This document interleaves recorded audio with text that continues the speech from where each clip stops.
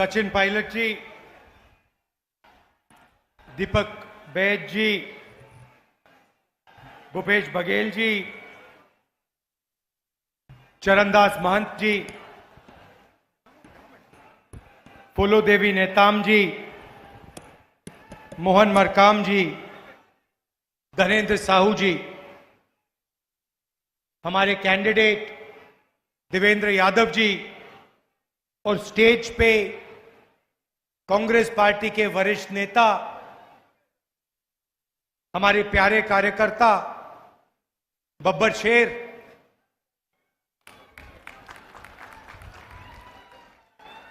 भाई और बहनों, प्रेस के मित्रों, आप सबका यहां बहुत बहुत स्वागत, नमस्कार। ये चुनाव मामूली चुनाव नहीं है। इसमें विचारधारा की लड़ाई है। एक तरफ कांग्रेस पार्टी, इंडिया गठबंधन और दूसरी तरफ बीजेपी। और जो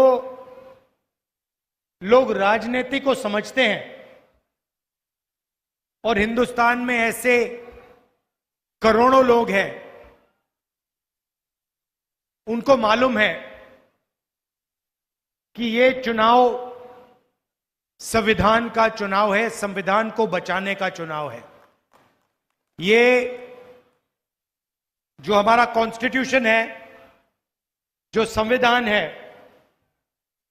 इसको प्रधानमंत्री जी,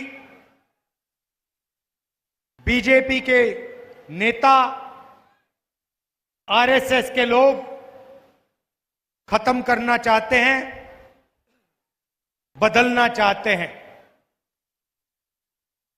एक तरफ वो कॉन्स्टिट्यूशन को खत्म करने में लगे हैं और दूसरी तरफ कांग्रेस पार्टी इसको बचाने की कोशिश कर रही है।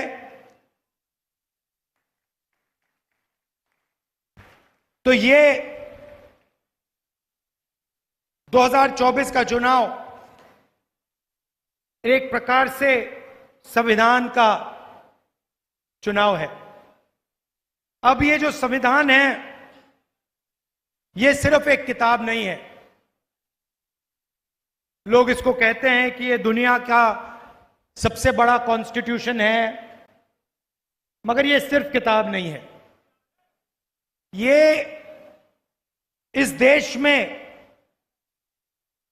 ये गरीबों को अधिकार देता है, ये गरीबों की रक्षा करता है, प्रोटेक्शन देता है, उनके भविष्य की देखभाल करता है और देश में उनकी आवाज और उनका जो जीने का तरीका है, उसकी रक्षा करता है। बीजेपी चाहती है कि इसे फाड़ के फेंक दिया जाए और राज 20-25 लोग अरबपति करें और बाकी जनता देखती रहे। बीजेपी के नेता कहते हैं, एक नहीं अनेक ने कहा है कि हमारी सरकार बनेगी तो इस बार हम कॉन्स्टिट्यूशन को, संविधान को खत्म कर देंगे। दूसरे नेता कहते हैं कि रिजर्वेशन को खत्म कर देंगे। देखिए, संविधान में से रिजर्वेशन निकला, संविधान में से वोट निकला, संविधान में से पब्लिक सेक्टर निकला, संविधान में से आपके अधिकार आए, आपके जो हक हैं, ये सब संविधान की देन है। और अगर ये चला जाएगा तो आदिवासी भाइयों को मैं कहना चाहता हूं, आपका जल, आपका जंगल, आपका जमीन, आपकी जमीन, जीने का तरीका, भाषाएं गायब हो जाएंगे। बीजेपी के लोग आपको वनवासी कहते हैं। आप वनवासी नहीं हो, आप आदिवासी हो। आदिवासी का मतलब वो लोग जो इस देश के, इस धरती के पहले मालिक थे।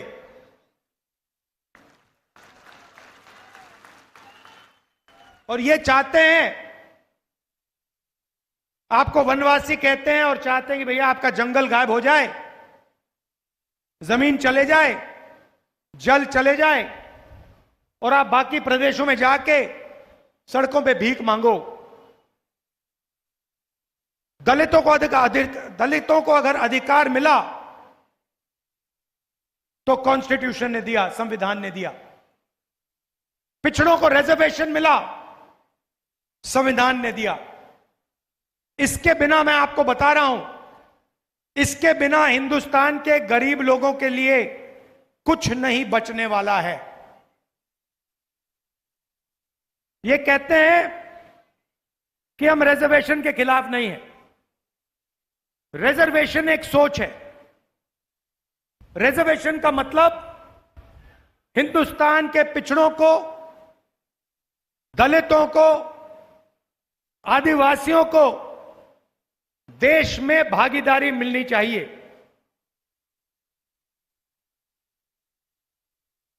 इन्होंने, देखिए, जब ये किसी पब्लिक सेक्टर यूनिट को प्राइवेटाइज करते हैं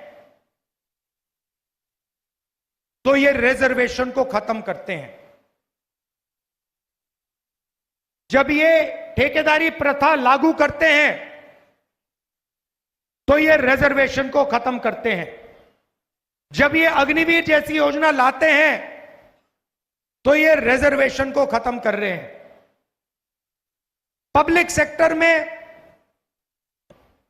दलितों को, आदिवासियों को, पिछड़ों को जगह मिलती थी।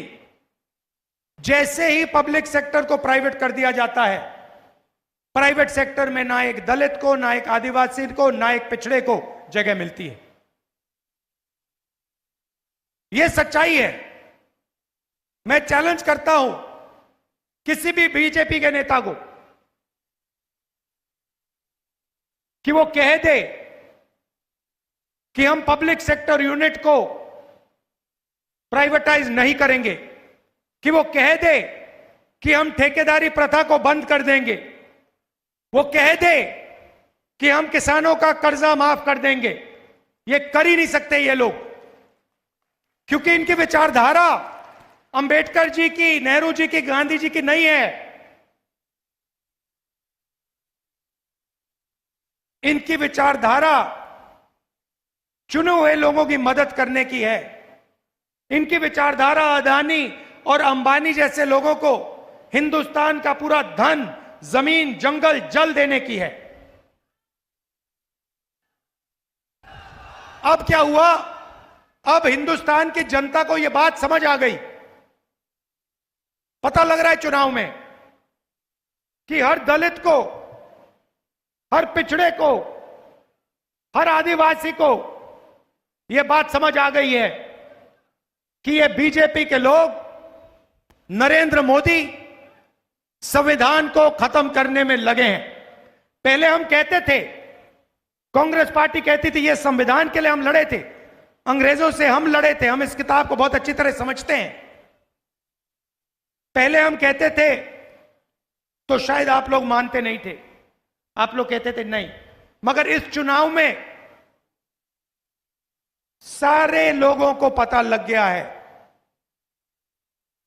कि आक्रमण लोकतंत्र पे है, आक्रमण संविधान पे है, आक्रमण रिजर्वेशन पे है, आक्रमण पब्लिक सेक्टर पे है। सारे लोगों को यह पता लग गया है। और अब यह चुनाव लोकतंत्र को बचाने का, रिजर्वेशन को बचाने का और कॉन्स्टिट्यूशन और गरीबों के अधिकार को बचाने का चुनाव हो गया है। देखिए, पहले नरेंद्र मोदी कह रहे थे 400 पार, सुना होगा।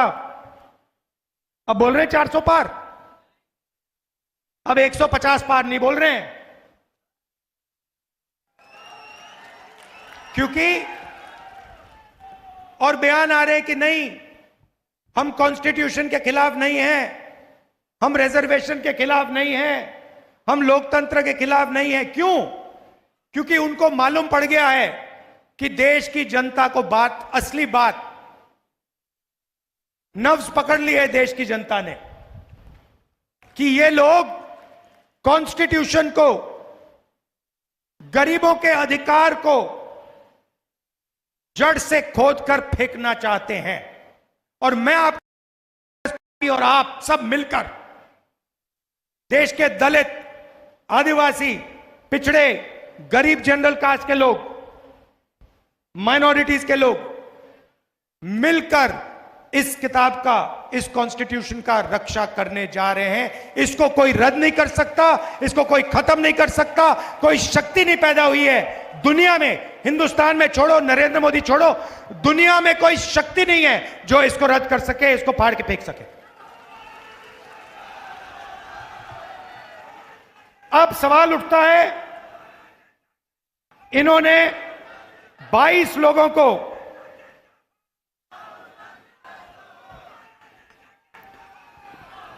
इन्होंने 22 लोगों को 16 लाख करोड़ रुपया दिया है। 16 लाख करोड़ रुपया मतलब 25 साल का मनरेगा का पैसा 22 लोगों को पकड़ा दिया। हमने कर्जा माफी की थी किसानों की। अगर आप 24 साल हर साल हिंदुस्तान के सब किसानों का कर्जा माफ करो तो 16 लाख करोड़ रुपए बनता है। आप समझिए, 25 साल का मनरेगा पैसा इन्होंने माफ करके अरबपतियों को पकड़ा दिया।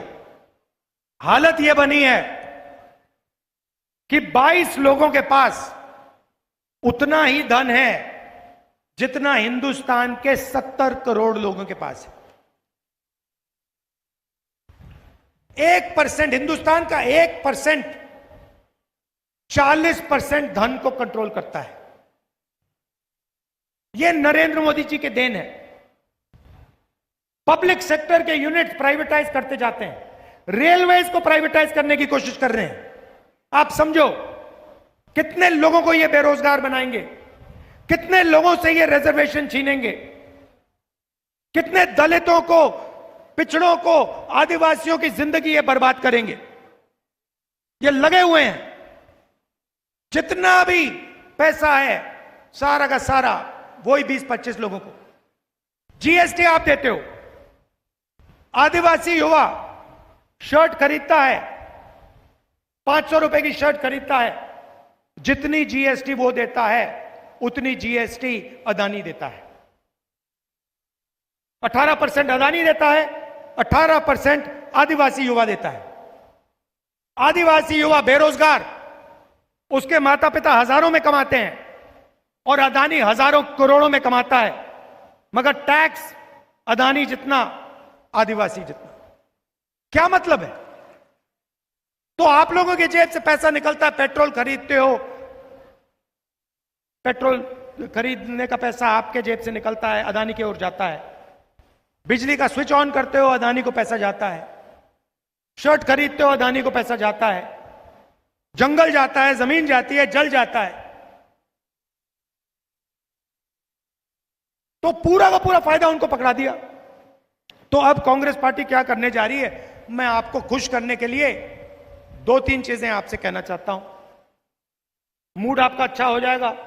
संविधान को बचाना है, रिजर्वेशन को बचाना है, मगर जितना धन उन्होंने अदानी को दिया उतना धन हमें आपको देना है।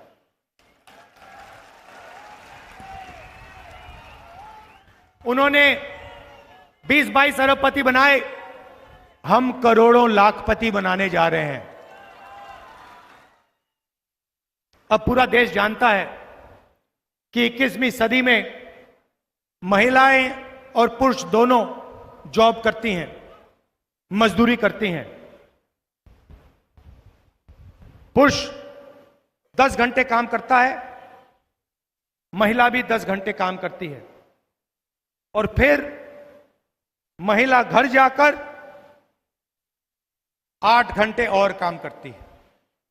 यह शायद बात पुरुषों को अच्छी नहीं लगे, मगर ये आपसे दुगना काम करती हैं। आप 8 घंटे करते हो, 10 घंटे करते हो, ये 16 घंटे करती हैं। और ये हिंदुस्तान के भविष्य, हमारे बच्चों की देखभाल करती हैं। ये आपको भोजन पका के देती हैं। मगर जो ये घर में 8 घंटे काम करती हैं, उसके लिए इनको 1 रुपया नहीं मिलता। सही बात? कभी नहीं मिला ना आपको? तो कांग्रेस पार्टी अब एक नई योजना लाई है, महालक्ष्मी योजना। हिंदुस्तान के गरीब परिवारों की लिस्ट बनेगी। करोड़ों परिवार हैं, सबकी लिस्ट बनेगी। हर परिवार में से एक महिला का नाम चुना जाएगा। किसान परिवार होंगे, दलितों के, आदिवासियों के, गरीब जनरल कास्ट के, कारीगरों के, जो भी गरीबी रेखा से नीचे है, उनकी लिस्ट बनेगी। एक महिला हर परिवार में से चुनी जाएगी और फिर उस महिला के बैंक अकाउंट में साल के 1 लाख रुपए कांग्रेस पार्टी डालने जा रही है। 8,500 रुपए महीने के, हर महीना पहली तारीख, ठका ठक ठका ठक ठका ठक 8,500 रुपए बैंक में। 1 लाख रुपया साल का, करोड़ों महिलाओं को। क्रांतिकारी स्कीम है। दुनिया में किसी सरकार ने ऐसा काम नहीं किया है। हिंदुस्तान की सरकार पहली सरकार होगी जो यह काम करने जा रही है।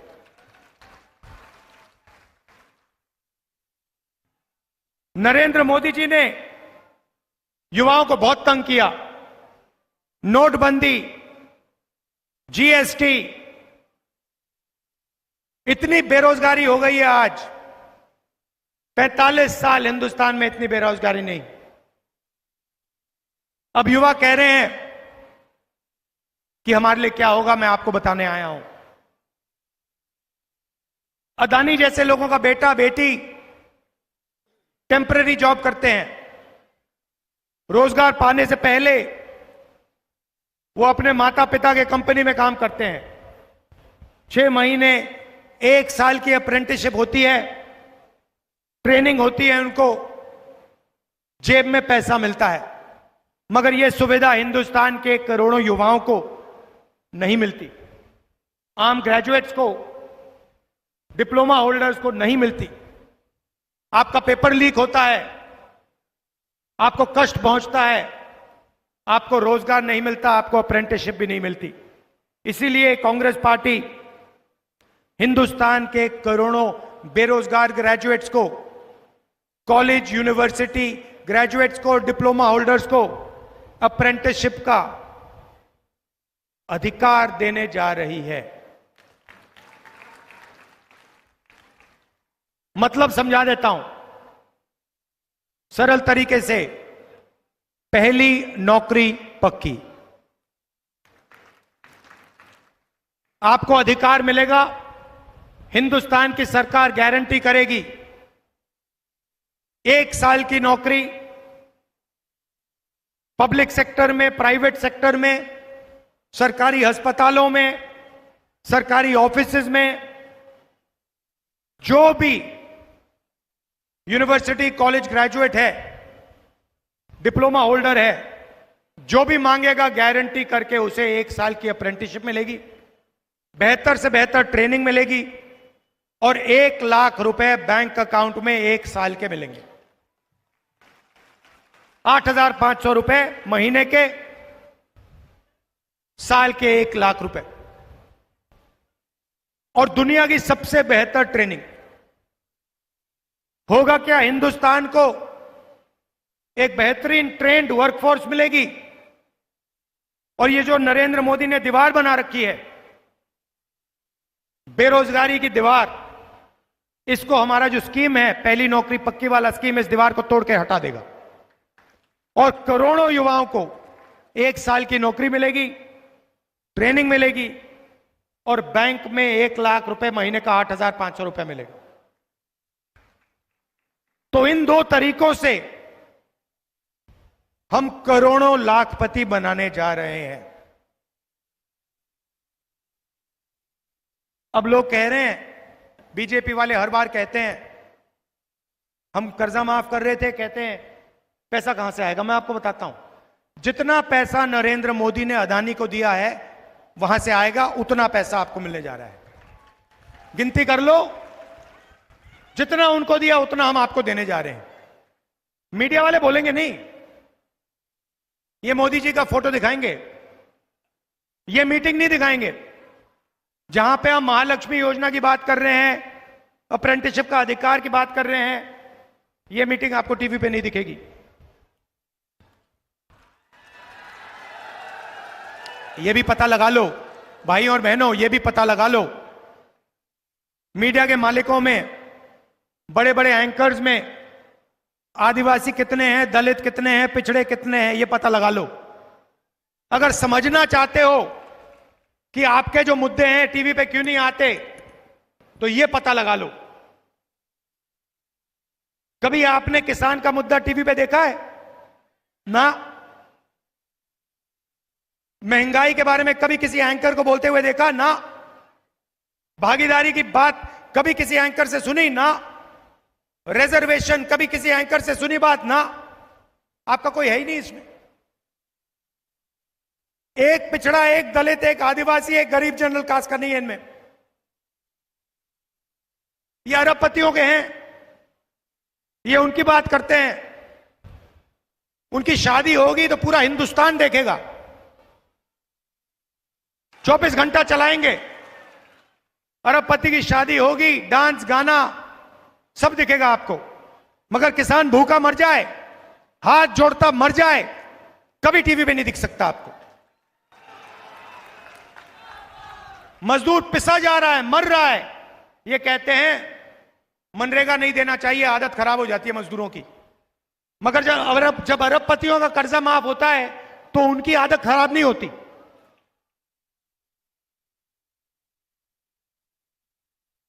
किसानों से कहना चाहता हूं, 2 काम हम आपके लिए करने जा रहे हैं। सरकार आएगी, आपका कर्जा माफ होगा सीधा।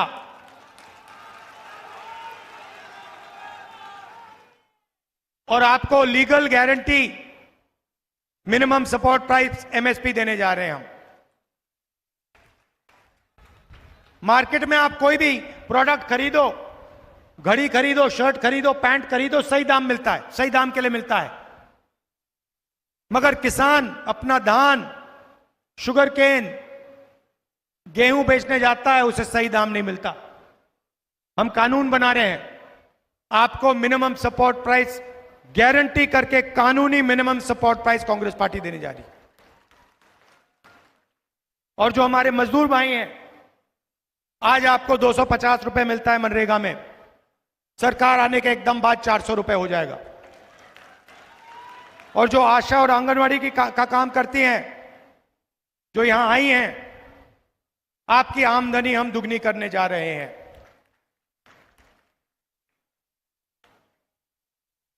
ये कांग्रेस पार्टी आपके लिए कर रही है। अब आप बीजेपी का मैनिफेस्टो देखिए, उसमें आपको कहेंगे कि भैया चांद पे पहुंचा देंगे 2 हिंदुस्तानियों को। मोदी जी कहेंगे कोविड आता है, मोदी जी कहते हैं थाली बजाओ, मोबाइल फोन की लाइट जलाओ। और काम 22-25 लोगों का होता है। यह मैं आपसे कहना चाहता था, गरीबों की, कमजोर लोगों की, दलितों की, पिछड़ों की, आदिवासियों की सरकार बनाओ। कांग्रेस पार्टी का पूरा समर्थन करो। और यहां देवेंद्र कहां है? देवेंद्र जी इधर आओ, इसको भैया लोकसभा में पहुंचाना है, ये आपकी जिम्मेदारी है।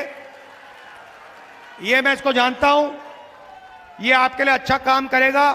पूरा दम लगा के, युवा है यहां जो युवा हैं, पूरा दम लगा के इसका समर्थन करना है, इसको जिताना, पहुंचाना है वहां पे लोकसभा में। आपकी रक्षा करेगा। धन्यवाद। और सबसे जरूरी बात मत भूलना, इसकी रक्षा हो रही है और इसके बिना इस देश में दलितों के लिए, पिछड़ों के लिए, आदिवासियों के लिए, अल्पसंख्यकों के लिए, गरीब जनरल कास्ट के लिए कोई जगह नहीं रहेगी। यह चुनाव लोकतंत्र को बचाने का है, संविधान को बचाने का है और रिजर्वेशन को बचाने का है। आखिरी बात मैं रिजर्वेशन की कहना चाहता हूं, ये जो 50% का कैप लगा रखा है, इसको हम तोड़ देंगे, हटा देंगे और 50% से ज्यादा रिजर्वेशन हम आपको दे देंगे। आप सबका दिल से बहुत बहुत धन्यवाद। नमस्कार, जय हिंद। राहुल गांधी, राहुल गांधी। आदरणीय विजय पांडे जी।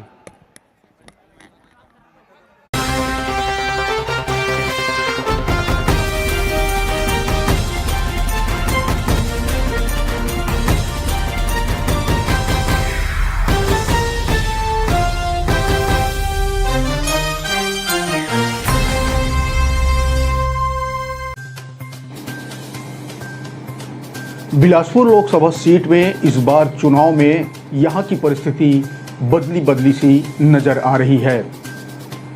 यहां से भाजपा ने एक बार फिर से साहू समाज का कार्ड खेला है। भाजपा इससे पहले भी 2019 में साहू समाज यानी अरुण साव और 2014 में साहू समाज से ही यानी लखनलाल साहू के ऊपर दांव खेला था और उसमें भाजपा सफल भी रही थी। लोगों का मानना है कि इस दांव के पीछे का सबसे बड़ा कारण सामाजिक वोटर है। हालांकि कुछ लोग पिछले 2 चुनाव में मोदी लहर को भी इसका श्रेय देते आए हैं। बीजेपी इस बार फिर साहू समाज से ही उम्मीदवार को मैदान में उतारा है, तो दूसरी तरफ कांग्रेस ने भी करारा जवाब देते हुए यादव कार्ड खेल दिया है। कांग्रेस ने यहां भिलाई के विधायक एवं युवा नेता देवेंद्र यादव को मैदान में उतारा है। हालांकि दोनों उम्मीदवार के ऊपर बाहरी प्रत्याशी का तमगा लगा हुआ है।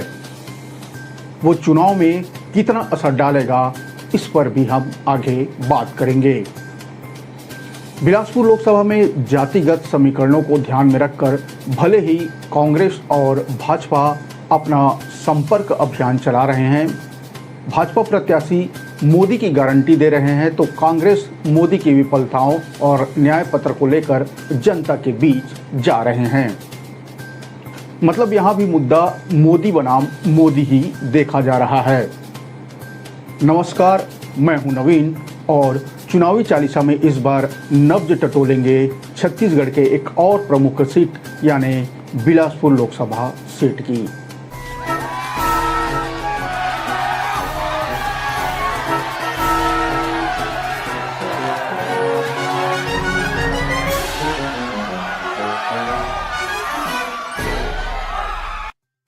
बिलासपुर लोकसभा सीट पर नजर डालें तो 2024 में तकरीबन 20 लाख वोटर यहां पर हैं। विभिन्न राजनीतिक दलों के अपने स्तर पर जो जातिगत आंकड़े प्रस्तुत किए गए हैं, अगर उसे माने तो इस लोकसभा सीट में आदिवासी वोटरों की संख्या सबसे ज़्यादा है। 2,65,000 के आंकड़े के साथ ही आदिवासी वोटर पहले नंबर पर हैं। इसके बाद 2 लाख तकरीबन 2,25,000 साहू समाज के वोटरों की संख्या बिलासपुर लोकसभा सीट पे है। वहीं 1,65,000 वोटरों के साथ यादव वोटर यहां तीसरे नंबर पर और कुर्मी समाज के वोटरों की संख्या 1,35,000 के आसपास है। इसके साथ ही साथ मरार समाज, पटेल, ब्राह्मण, सूर्यवंशी, सतनामी और अन्य वोटरों की संख्या है। हालांकि यहाँ समाजों के बीच यह खींचातान बने ही रहता है कि उनके समाज से ही इस लोकसभा क्षेत्र में सबसे ज़्यादा वोटर्स आते हैं। फिलहाल बिलासपुर लोकसभा सीट ओबीसी बाहुल्य सीट है। इसलिए भाजपा और कांग्रेस की नज़र ओबीसी वोटरों पर टिकी रहेगी। बात करते हैं बिलासपुर की, तो बिलासपुर लोकसभा से लगातार तीसरी बार प्रत्याशी का चेहरा भाजपा ने बदला है, लेकिन सामाजिक ताना बाना वही पुराना देखा जा रहा है। अब बात करें 2014 चुनाव की या 2019 या अब की यानी 2024 की, तो बीजेपी ने साहू समाज पर ही भरोसा जताया है और पिछले 2 चुनावों में भी यह भरोसा 16 आने बीजेपी के लिए सच साबित हुआ। दोनों ही प्रत्याशी यानी लखन लाल साहू और अरुण साहू ने अच्छे खासे वोट से ये सीट जीती थी, यहाँ फतह हासिल की थी। लेकिन बावजूद इसके इनमें से रिपीट किसी को भाजपा ने नहीं किया। हालांकि अरुण साहू छत्तीसगढ़ बीजेपी की कमान संभालने के बाद विधानसभा में कांग्रेस को पटखनी देने में सफल रहे।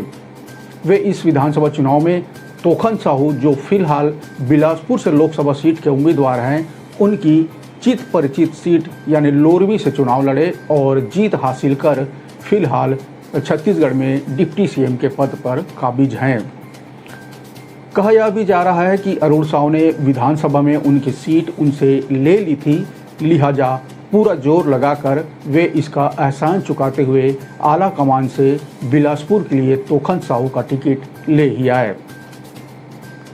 हालांकि विधानसभा चुनाव में बीजेपी के शानदार जीत के बाद बिलासपुर के कद्दावर नेता यानी पूर्व मंत्री अमर अग्रवाल को साय मंत्रिमंडल में जगह नहीं मिलने पर यह कयास लगाए जा रहे थे कि उन्हें लोकसभा में बिलासपुर से टिकट दी जा सकती है। पर इन सब कयासों पर विराम उस समय लग गया जब तोखन साहू के नाम पे मुहर लगी। पार्टी के ही कुछ लोग दबी जुबान में इसे अरुण साहू की अंदरूनी रणनीति का जीत बताते आ रहे हैं। बहरहाल इस बार फिर साहू समाज से यानी पूर्व विधायक तोखन साहू को मैदान में उतारने से अंदरूनी तौर पर बीजेपी के लिए कुछ न कुछ संकट पैदा करने वाला जरूर साबित होगा। लगातार तीसरी बार साहू समाज को तवज्जो देने से यहाँ के कुछ समाज प्रमुख खासे नाराज भी चल रहे हैं। खासकर सबसे ज़्यादा वोटरों यानी चौथे पायदान पर काबिज कुर्मी समाज के बीच जो बातें निकल कर सामने आ रही है वह बीजेपी के फेवर में कतई नहीं दिखती। हालांकि कहीं न कहीं बीजेपी से नाराज कुर्मी समाज ने यह पत्ता अभी तक नहीं खोला है कि इस चुनाव में वह किसे वोट करेंगे। बहरहाल कुर्मी समाज की इस्लामबंदी से बीजेपी के सामने संकट के बादल जरूर मंडरा सकते हैं। अब देखना यह है कि बीजेपी कुर्मी समाज को कितना समझा और संतुष्ट कर पाती है। दूसरी तरफ बात करें तो यादव वोटरों को साधने के लिए कांग्रेस ने भिलाई के युवा विधायक देवेंद्र यादव को यहां से मैदान में उतारा है। देवेंद्र यादव का नाम फाइनल होने पर कांग्रेस के ही लोग इसे कुछ दिनों तक पचा नहीं पा रहे थे।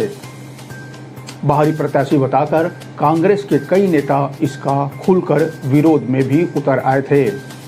कुछ कांग्रेसी तो जो बिलासपुर कांग्रेस भवन के बाहर विरोध में आमरण अनशन में भी बैठ गए थे। देवेंद्र यादव का नाम फाइनल होने से पहले एक और नाम बिलासपुर लोकसभा के लिए कांग्रेस की तरफ से जोरों शोरों से चल रहा था। वह नाम था विष्णु यादव का। लगभग बिलासपुर के कांग्रेसी भी इस नाम पर अंतिम मुहर लगने की उम्मीद जता चुके थे, पर दिल्ली से आई लिस्ट में देवेंद्र यादव का नाम देख पैरों तले जमीन खिसक गई, जिसके बाद खुद विष्णु यादव इसे लेकर जोर शोर से विरोध में उतर आए, पर उनकी सुनवाई कहीं नहीं हुई और वे दुखी मन से ही सही कांग्रेस को कोसते हुए बीजेपी में शामिल हो गए। बिलासपुर के खुन्नस खाए कांग्रेसियों और कोयला घोटाले की आंच देवेंद्र यादव को कितना झुलसा पाती है, यह भी देखने वाली बात है। बिलासपुर सीट पर लोकसभा चुनाव को देखते हुए भाजपा के लिए कोटा और मस्तूरी विधानसभा टेढ़ी खीर साबित हो सकती है। दोनों विधानसभा में कांग्रेस के विधायक हैं जिसमें कोटा आदिवासी बहुल विधानसभा है और दूसरा मस्तूरी एससी बहुल क्षेत्र है। इन दोनों विधानसभाओं में दोनों जाति के मतदाता अधिक संख्या में हैं। इस समय यही दो जाति है जो भाजपा के लिए सबसे बड़ी मुसीबत खड़ी कर सकती है। ऐसा माना जा रहा है कि जितने वोट विधानसभा चुनाव में कांग्रेस को मिले हैं उतने वोट लोकसभा में मिलेंगे तो भाजपा के बराबरी पर कांग्रेस आ जाएगा। लेकिन ये दोनों विधानसभा के वोट कांग्रेस के पक्ष में आए तो कांग्रेस जीत भी सकती है। देखा जाए तो बाकी विधानसभा में कांग्रेस का वोट प्रतिशत खराब नहीं था, लेकिन इन दो विधानसभाओं में भाजपा को काफ़ी नुकसान हुआ है। यदि ऐसा हुआ तो भाजपा के लिए बिलासपुर सीट जीतना आसान कतई नहीं होने वाला है। बिलासपुर लोकसभा सीट पिछले 26 सालों से भाजपा के पाले में ही आता रहा है, लेकिन इस बार चुनावी गणित और लोकसभा क्षेत्र के बाहर के उम्मीदवार के आने पर अब दोनों ही पार्टी के बीच कांटे की टक्कर मानी जा रही है। वैसे तो इस सीट पर दोनों ही उम्मीदवार पिछड़े वर्ग के हैं, लेकिन साहू और यादव समाज से मिले दोनों उम्मीदवार को जीत और हार पर संशय बना हुआ है। बिलासपुर लोकसभा में 8 विधानसभा आते हैं, जिनमें फिलहाल 6 पर भाजपा तो 2 पर कांग्रेस काबिज है। लेकिन यह भी कहा जा रहा है कि यदि कांग्रेस 8 विधानसभा में मिले वोट और मस्तूरी और कोटा विधानसभा के आदिवासी और सतनामी समाज के मतदाताओं को अपने पक्ष में वोट करने पर राजी कर ले तो यह सीट कांग्रेस के खाते में आ सकती है। कोटा विधानसभा में लगभग 45% मतदाता आदिवासी हैं। इसी तरह मस्तूरी विधानसभा की बात करें तो यहाँ एससी आरक्षित सीट है। यहाँ भी 70% एससी समाज के मतदाता हैं और इस समय दोनों ही विधानसभा में कांग्रेस के विधायक फिलहाल काबिज हैं। बिलासपुर लोकसभा के 8 विधानसभा में लगभग 20 लाख मतदाता हैं। इनमें पिछले विधानसभा चुनाव यानी 2023 की जो विधानसभा चुनाव थे उसमें 11.5 लाख मतदाताओं ने मतदान किया था। इनमें 5.5 लाख वोट कांग्रेस को मिले, जबकि 6.5 लाख वोट भाजपा को मिले हैं। लेकिन विधानसभा और लोकसभा चुनाव के अलग अलग बात है। इसमें परिस्थितियां बदल जाती हैं और मुद्दे भी बदल जाते हैं। जैसे कि विधानसभा चुनाव में स्थानीय और प्रदेश स्तर के मुद्दे होते हैं, वहीं लोकसभा चुनाव में देश के मुद्दे हावी रहते हैं। मुद्दों की वजह से कई बार मतदाता लोकसभा और विधानसभा चुनाव में अलग अलग पार्टी को वोट देते हैं। यदि इस बार विधानसभा में मिले वोट की बात करें तो कांग्रेस ने 2023 के विधानसभा चुनाव में 5.5 लाख वोट पाए, जिसमें 2 विधानसभा में आदिवासी और एससी बहुल विधानसभा है। ऐसे में यदि कांग्रेस इन मतदाताओं को अपने पक्ष में कर ले तो कांग्रेस जीत सकती है। लेकिन अब तक का जो चुनावी समीकरण बन रहा है, इसमें दोनों ही पार्टी के बीच कांटे की टक्कर जरूर दिख रही है। 1951 से 2019 तक बिलासपुर लोकसभा सीट पर कुल 15 चुनावों में से 7 बार कांग्रेस और 8 बार भाजपा जीत चुकी है। यानी यदि इस बार कांग्रेस जीती तो भाजपा के साथ उसकी जीत हार का हिसाब बराबर हो जाएगा। बता दें कि 2019 में भाजपा प्रत्याशी और मौजूदा डिप्टी सीएम अरुण साव ने कांग्रेस के अटल श्रीवास्तव को 1,41,763 वोटों से शिकस्त दी थी। साल 2019 के चुनाव में बिलासपुर लोकसभा सीट से 25 प्रत्याशी चुनाव मैदान में थे। 16 प्रत्याशियों के हिसाब से चुनाव कराने के लिए हर एक वीवीपैट के साथ 2 बैलेट यूनिट और 1 नोटा यूनिट भी लगानी पड़ी थी। इस बार 37 प्रत्याशी बिलासपुर लोकसभा चुनाव के मैदान में हैं, इसलिए 3 बैलेट यूनिट लगानी पड़ेगी। इस तरह पोलिंग पार्टियों को थैले का बोझ और बढ़ाने वाला होगा। बैलेट यूनिट की संख्या बढ़ाने के साथ ही कमीशनिंग और रैंडमाइजेशन का काम भी बढ़ जाएगा। भले ही इस बार 37 प्रत्याशी मैदान में हैं, लेकिन बिलासपुर लोकसभा में मुख्य मुकाबला अभी भी भाजपा और कांग्रेस यानी तोखन साहू और देवेंद्र यादव के बीच ही माना जा रहा है। ओबीसी बहुल्य क्षेत्र होने के कारण जातिगत समीकरणों को दोनों मुख्य पार्टियों ने बखूबी सेट कर लिया है। पर यहां साहू यादवों के बीच इस बार कुर्मी समाज के वोटरों की दशा और दिशा भी इस सीट पे निर्णायक भूमिका निभाएगी। भाजपा की पारंपरिक सीट माने जाने वाली इस बिलासपुर लोकसभा में इस बार कांग्रेस भेद लगा पाती है या नहीं, इसके लिए हमें इंतजार करना होगा 4 जून का। लोकतंत्र के इस महापर्व में आपका और आपके परिवार के हर मतदाताओं का एक एक मत बहुत कीमती है। मतदान के दिन घर से बाहर निकलिए और इस महापर्व में जरूर हिस्सा लीजिए, वोट जरूर कीजिए। आज बस इतना ही, मुझे दीजिए इजाज़त। अगले अंक में चलेंगे छत्तीसगढ़ के किसी नए लोकसभा का नब्ज टटोलने। राम राम, जय जोहार।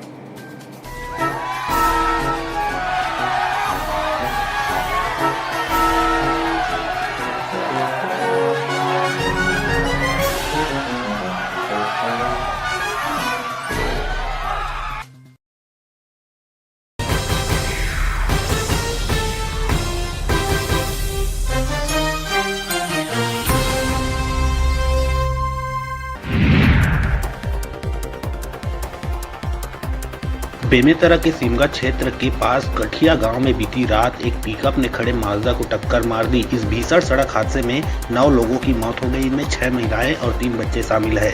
वहीं 23 लोग घायल हैं, जिसमें 4 की हालत गंभीर है। उन्हें रायपुर एम्स में भर्ती कराया गया। इस हादसे को लेकर सीएम विष्णुदेव साय ने दुख जताया है।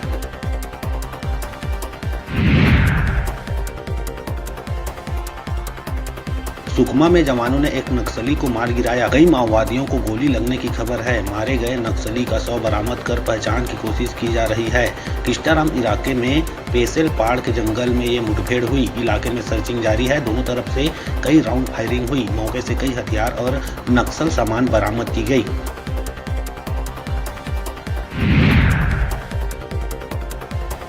छत्तीसगढ़ में पहली बार हैदराबाद, मैसूर व मध्य प्रदेश के इंदौर की तर्ज पर वेस्ट फूड से बिजली बनाने की तैयारी चल रही है। इसके तहत जगदलपुर के डोंगा घाट में 33 लाख रुपए से एक प्लांट तैयार किया गया है। छत्तीसगढ़ बायोफ्यूल विकास प्राधिकरण ने इस प्लांट के संचालन के लिए निगम को पत्र लिखा है। प्राधिकरण के मुताबिक योजना की जवाबदेही नगर निगम को दी गई है।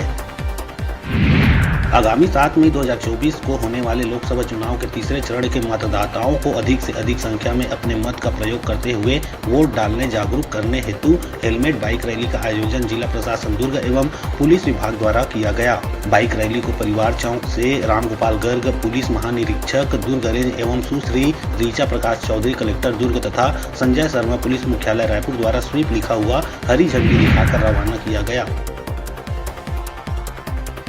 ग्रीन आर्मी संस्था द्वारा मरीन ड्राइव रायपुर में सिंगल यूज प्लास्टिक के विरुद्ध भव्य जन जागरूकता रैली एवं नुक्कड़ नाटक का आयोजन किया गया। संस्था मीडिया प्रभारी शशिकांत यदु ने बताया कि रैली ट्रैफिक थाना से होते हुए मरीन ड्राइव पाथवे से वापस ट्रैफिक थाना में समाप्त हुई। संस्था सदस्य रैली के दौरान हाथों में लिखी तख्तियां और बैनर लेकर चलते रहे।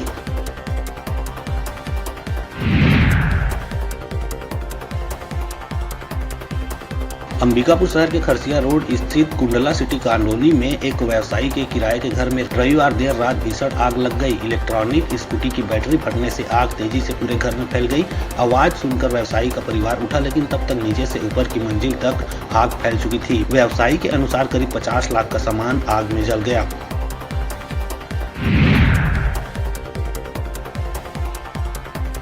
बिलासपुर के तारभार थाना क्षेत्र स्थित श्रीकांत वर्मा मार्ग में रविवार देर रात एक आदतन बदमाश ने स्कूटी सवार युवक पर लाठी से हमला कर दिया। बताया जा रहा है कि पुरानी रंजिश के चलते आरोपी लाठी लेकर आया और युवक को दौड़ा कर मारने लगा। इस घटना का वीडियो भी सामने आया है, जिसमें युवक पिटाई के डर से जान बचाकर भागते दिख रहा है।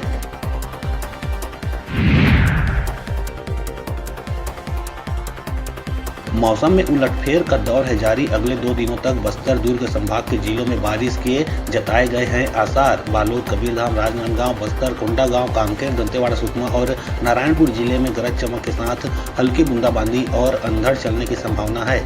कहीं कहीं आकाशीय बिजली गिर सकती है।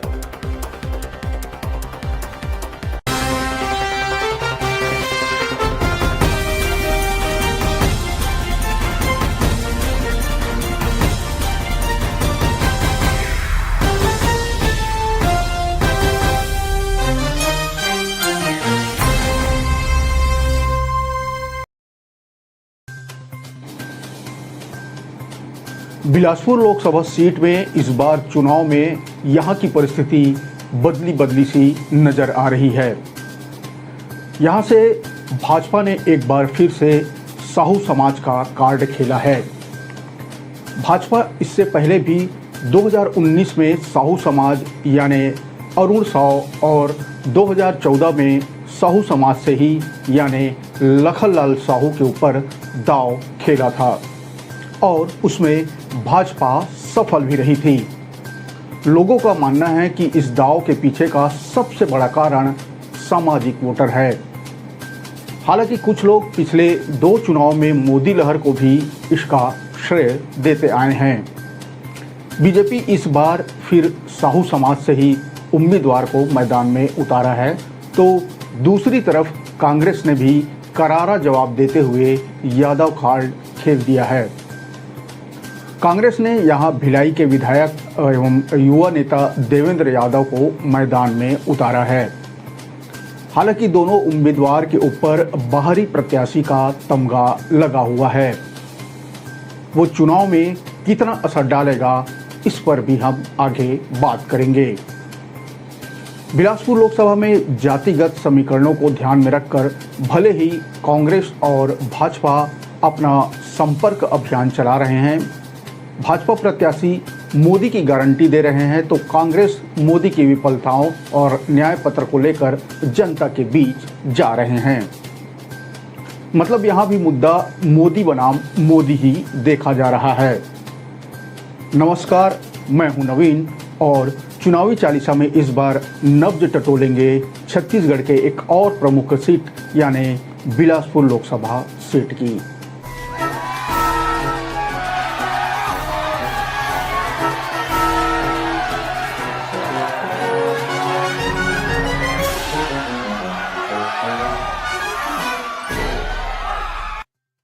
बिलासपुर लोकसभा सीट पर नजर डालें तो 2024 में तकरीबन 20 लाख वोटर यहां पर हैं।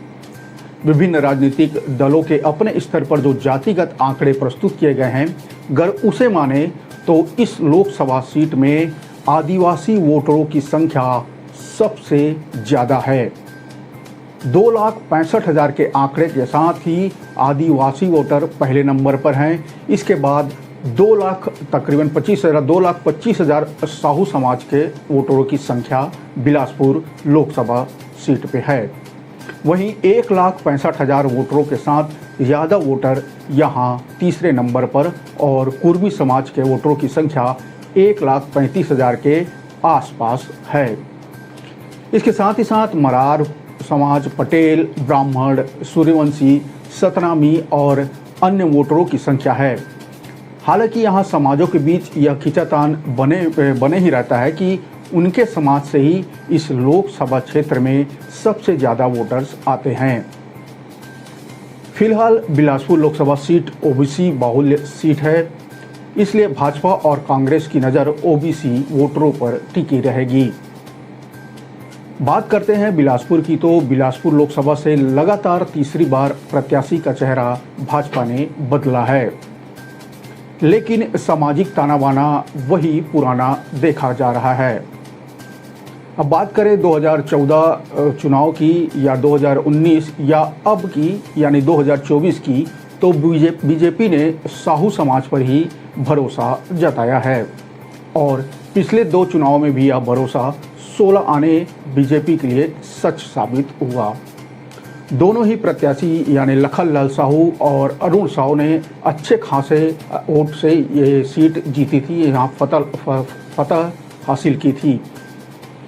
लेकिन बावजूद इसके इनमें से रिपीट किसी को भाजपा ने नहीं किया। हालांकि अरुण साव छत्तीसगढ़ बीजेपी की कमान संभालने के बाद विधानसभा में कांग्रेस को पटखनी देने में सफल रहे।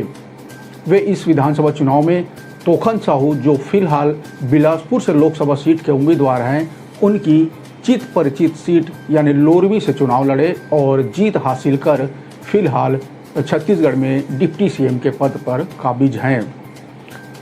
कहा यह भी जा रहा है कि अरुण साव ने विधानसभा में उनकी सीट उनसे ले ली थी, लिहाजा पूरा जोर लगाकर वे इसका एहसान चुकाते हुए आला कमान से बिलासपुर के लिए तोखन साहू का टिकट ले ही आए।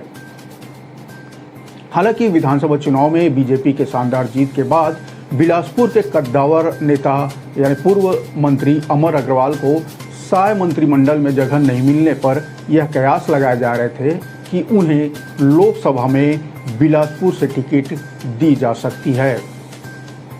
पर इन सब कयासों पर विराम उस समय लग गया जब तोखन साहू के नाम पे मुहर लगी।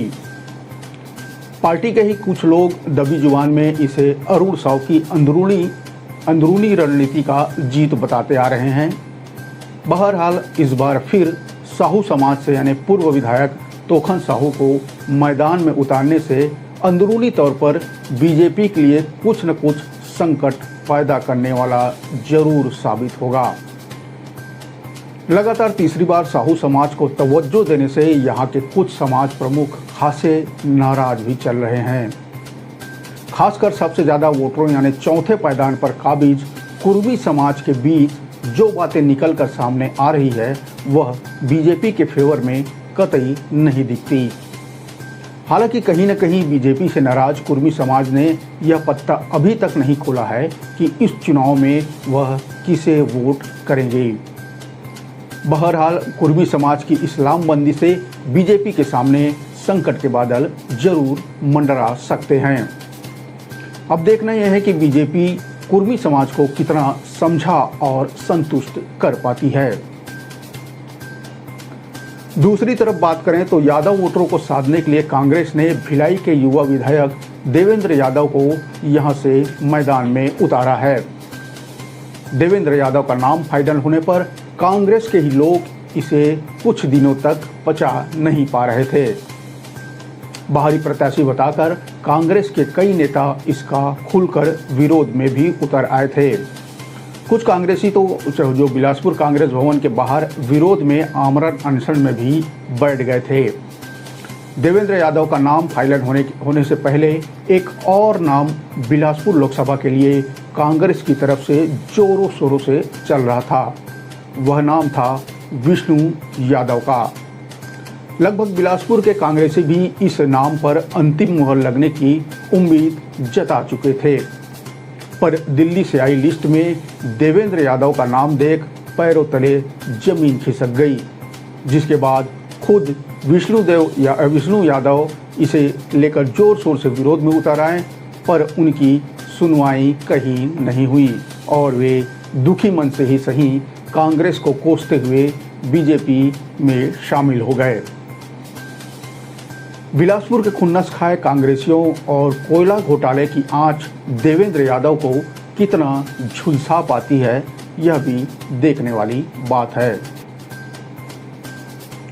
बिलासपुर सीट पर लोकसभा चुनाव को देखते हुए भाजपा के लिए कोटा और मस्तूरी विधानसभा टेढ़ी खीर साबित हो सकती है। दोनों विधानसभा में कांग्रेस के विधायक हैं, जिसमें कोटा आदिवासी बहुल विधानसभा है और दूसरा मस्तूरी एससी बहुल क्षेत्र है। इन दोनों विधानसभाओं में दोनों जाति के मतदाता अधिक संख्या में हैं। इस समय यही दो जाति है जो भाजपा के लिए सबसे बड़ी मुसीबत खड़ी कर सकती है। ऐसा माना जा रहा है कि जितने वोट विधानसभा चुनाव में कांग्रेस को मिले हैं, उतने वोट लोकसभा में मिलेंगे तो भाजपा के बराबरी पर कांग्रेस आ जाएगा। लेकिन ये दोनों विधानसभा के वोट कांग्रेस के पक्ष में आए तो कांग्रेस जीत भी सकती है। देखा जाए तो बाकी विधानसभा में कांग्रेस का वोट प्रतिशत खराब नहीं था, लेकिन इन दो विधानसभाओं में भाजपा को काफ़ी नुकसान हुआ है।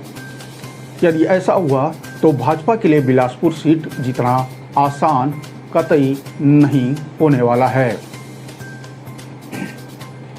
बिलासपुर लोकसभा सीट पिछले 26 सालों से भाजपा के पाले में ही आता रहा है, लेकिन इस बार चुनावी गणित और लोकसभा क्षेत्र के बाहर के उम्मीदवार के आने पर अब दोनों ही पार्टी के बीच कांटे की टक्कर मानी जा रही है। वैसे तो इस सीट पर दोनों ही उम्मीदवार पिछड़े वर्ग के हैं, लेकिन साहू और यादव समाज से मिले दोनों उम्मीदवार को जीत और हार पर संशय बना हुआ है। बिलासपुर लोकसभा में 8 विधानसभा आते हैं, जिनमें फिलहाल 6 पर भाजपा तो 2 पर कांग्रेस काबिज है। लेकिन यह भी कहा जा रहा है कि यदि कांग्रेस 8 विधानसभा में मिले वोट और मस्तूरी और कोटा विधानसभा के आदिवासी और सतनामी समाज के मतदाताओं को अपने पक्ष में वोट करने पर राजी कर ले तो यह सीट कांग्रेस के खाते में आ सकती है। कोटा विधानसभा में लगभग 45% मतदाता आदिवासी हैं। इसी तरह मस्तूरी विधानसभा की बात करें तो यहाँ SC आरक्षित सीट है, यहाँ भी 70% SC समाज के मतदाता हैं और इस समय दोनों ही विधानसभा में कांग्रेस के विधायक फिलहाल काबिज हैं। बिलासपुर लोकसभा के 8 विधानसभा में लगभग 20 लाख मतदाता हैं। इनमें पिछले विधानसभा चुनाव यानी 2023 की जो विधानसभा चुनाव थे उसमें 11.5 लाख मतदाताओं ने मतदान किया था। इनमें 5.5 लाख वोट कांग्रेस को मिले, जबकि 6.5 लाख वोट भाजपा को मिले हैं। लेकिन विधानसभा और लोकसभा चुनाव के अलग अलग बात है, इसमें परिस्थितियां बदल जाती हैं और मुद्दे भी बदल जाते हैं। जैसे कि विधानसभा चुनाव में स्थानीय और प्रदेश स्तर के मुद्दे होते हैं, वहीं लोकसभा चुनाव में देश के मुद्दे हावी रहते हैं। मुद्दों की वजह से कई बार मतदाता लोकसभा और विधानसभा चुनाव में अलग अलग पार्टी को वोट देते हैं। यदि इस बार विधानसभा में मिले वोट की बात करें तो कांग्रेस ने 2023 के विधानसभा चुनाव में 5.5 लाख वोट पाए, जिसमें 2 विधानसभा में आदिवासी और SC बहुल विधानसभा है। ऐसे में यदि कांग्रेस इन मतदाताओं को अपने पक्ष में कर ले तो कांग्रेस जीत सकती है। लेकिन अब तक का जो चुनावी समीकरण बन रहा है, इसमें दोनों ही पार्टी के बीच कांटे की टक्कर जरूर दिख रही है।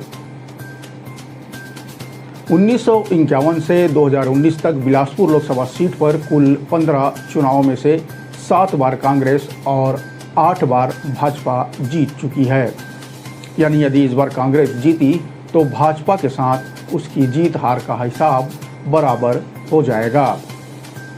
बता दें कि 2019 में भाजपा प्रत्याशी और मौजूदा डिप्टी CM अरुण साव ने कांग्रेस के अटल श्रीवास्तव को 1,41,763 वोटों से शिकस्त दी थी। साल 2019 के चुनाव में बिलासपुर लोकसभा सीट से 25 प्रत्याशी चुनाव मैदान में थे। 16 प्रत्याशियों के हिसाब से चुनाव कराने के लिए हर एक वीवीपैट के साथ 2 बैलेट यूनिट और 1 नोटा यूनिट भी लगानी पड़ी थी। इस बार 37 प्रत्याशी बिलासपुर लोकसभा चुनाव के मैदान में हैं, इसलिए 3 बैलेट यूनिट लगानी पड़ेगी। इस तरह पोलिंग पार्टियों को थैले का बोझ और बढ़ाने वाला होगा। बैलेट यूनिट की संख्या बढ़ाने के साथ ही कमीशनिंग और रेंडमाइजेशन का काम भी बढ़ जाएगा।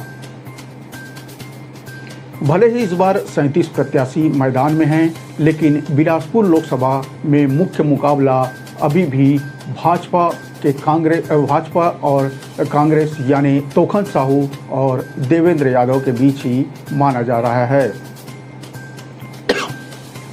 ओबीसी बहुल क्षेत्र होने के कारण जातिगत समीकरणों को दोनों मुख्य पार्टियों ने बखूबी सेट कर लिया है।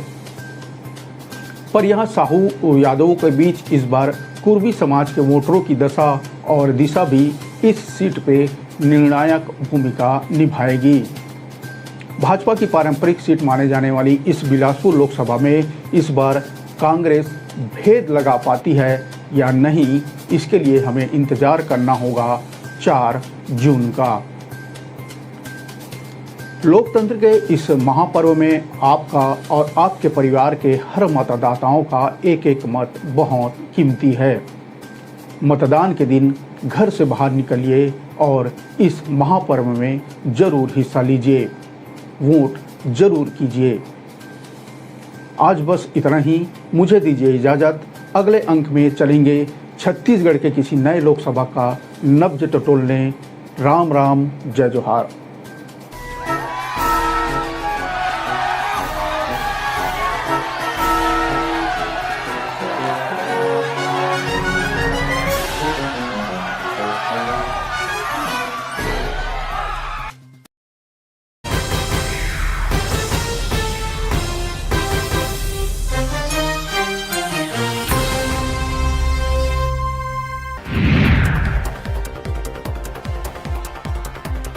बेमेतरा के सिमगा क्षेत्र के पास गठिया गांव में बीती रात एक पिकअप ने खड़े माजदा को टक्कर मार दी। इस भीषण सड़क हादसे में 9 लोगों की मौत हो गई। इनमें 6 महिलाएं और 3 बच्चे शामिल हैं।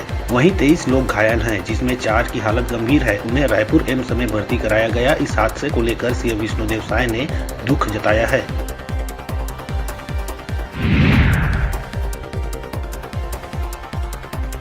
सुकमा में जवानों ने एक नक्सली को मार गिराया। कई माओवादियों को गोली लगने की खबर है। मारे गए नक्सली का शव बरामद कर पहचान की कोशिश की जा रही है। किस्टाराम इलाके में पेसेल पहाड़ के जंगल में ये मुठभेड़ हुई। इलाके में सर्चिंग जारी है। दोनों तरफ से कई राउंड फायरिंग हुई। मौके से कई हथियार और नक्सल सामान बरामद की गई।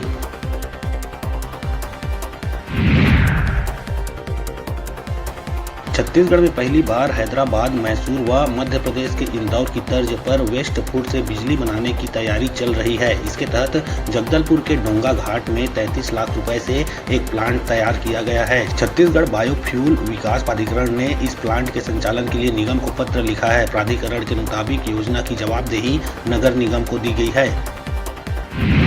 आगामी 7 मई 2024 को होने वाले लोकसभा चुनाव के तीसरे चरण के मतदाताओं को अधिक से अधिक संख्या में अपने मत का प्रयोग करते हुए वोट डालने जागरूक करने हेतु हेलमेट बाइक रैली का आयोजन जिला प्रशासन दुर्ग एवं पुलिस विभाग द्वारा किया गया। बाइक रैली को परिवार चौक से रामगोपाल गर्ग, पुलिस महानिरीक्षक दुर्ग रेंज एवं सुश्री रीचा प्रकाश चौधरी, कलेक्टर दुर्ग तथा संजय शर्मा, पुलिस मुख्यालय रायपुर द्वारा स्वीप लिखा हुआ हरी झंडी दिखाकर रवाना किया गया। ग्रीन आर्मी संस्था द्वारा मरीन ड्राइव रायपुर में सिंगल यूज प्लास्टिक के विरुद्ध भव्य जन जागरूकता रैली एवं नुक्कड़ नाटक का आयोजन किया गया। संस्था मीडिया प्रभारी शशिकांत यदु ने बताया कि रैली ट्रैफिक थाना से होते हुए मरीन ड्राइव पाथवे से वापस ट्रैफिक थाना में समाप्त हुई। संस्था सदस्य रैली के दौरान हाथों में लिखी तख्तियां और बैनर लेकर चलते रहे।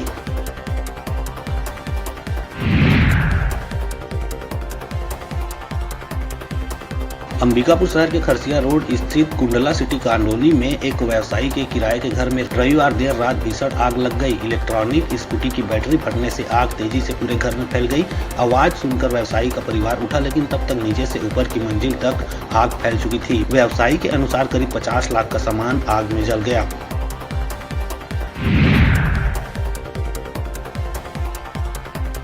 बिलासपुर के तारभार थाना क्षेत्र स्थित श्रीकांत वर्मा मार्ग में रविवार देर रात एक आदतन बदमाश ने स्कूटी सवार युवक पर लाठी से हमला कर दिया। बताया जा रहा है कि पुरानी रंजिश के चलते आरोपी लाठी लेकर आया और युवक को दौड़ा कर मारने लगा। इस घटना का वीडियो भी सामने आया है, जिसमें युवक पिटाई के डर से जान बचाकर भागते दिख रहा है।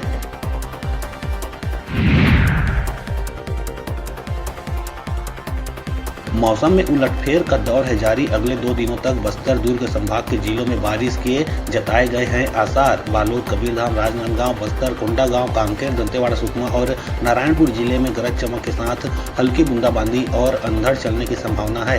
कहीं कहीं आकाशीय बिजली गिर सकती है।